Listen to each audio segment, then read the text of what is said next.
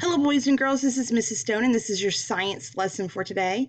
Today, we're going to be talking about adaptations and extinctions.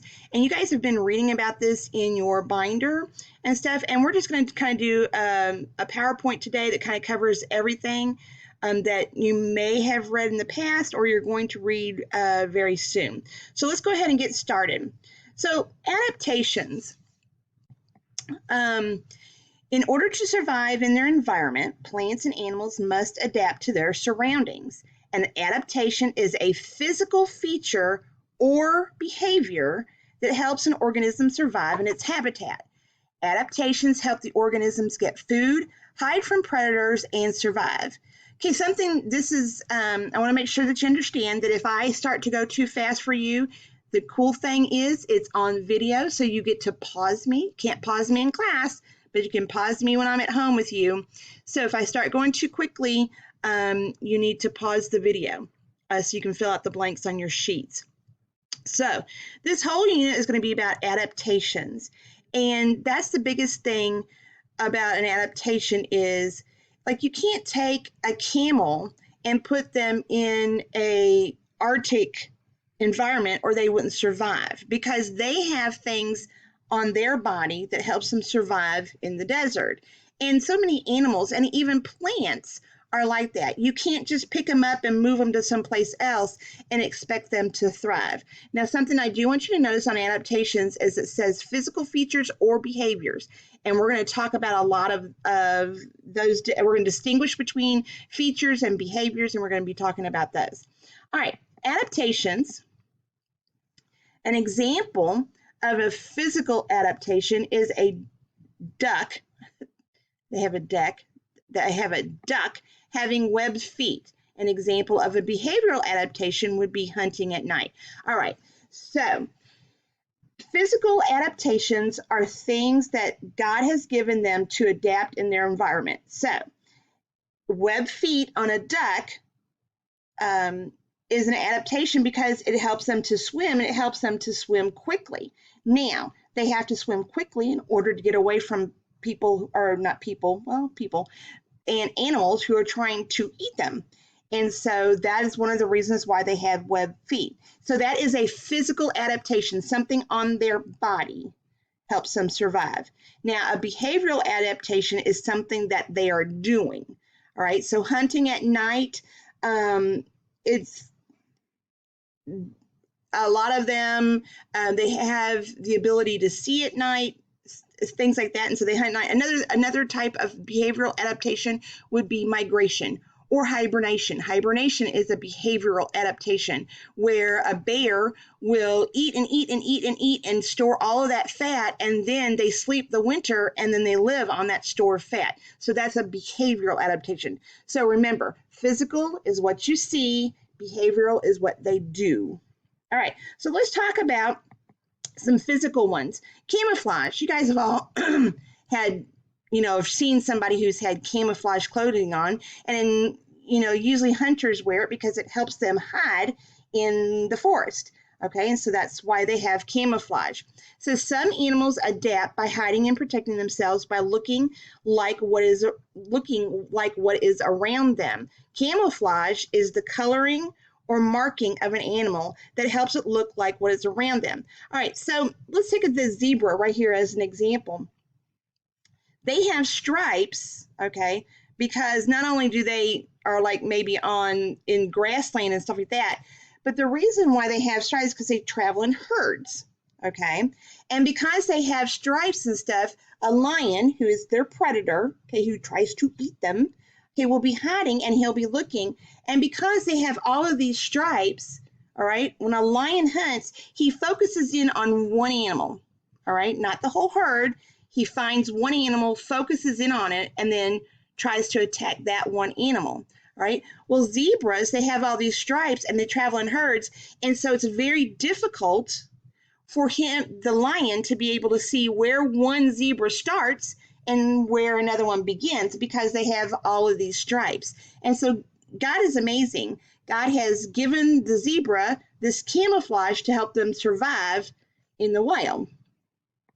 All right? Camouflage can help both predators and prey. here's the thing about the zebras.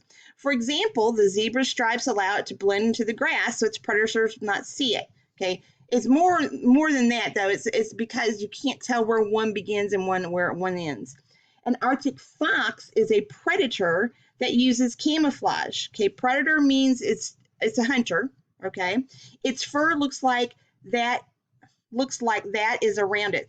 Whoever wrote this is poor in spelling. Its fur looks like that is around it. Its prey does not see the fox. Okay, so an Arctic fox will blend into its environment and just wait for something that it normally eats, that they see it, and the animal that's being eaten, okay, the prey, cannot see it because the Arctic fox blends into the surrounding snow.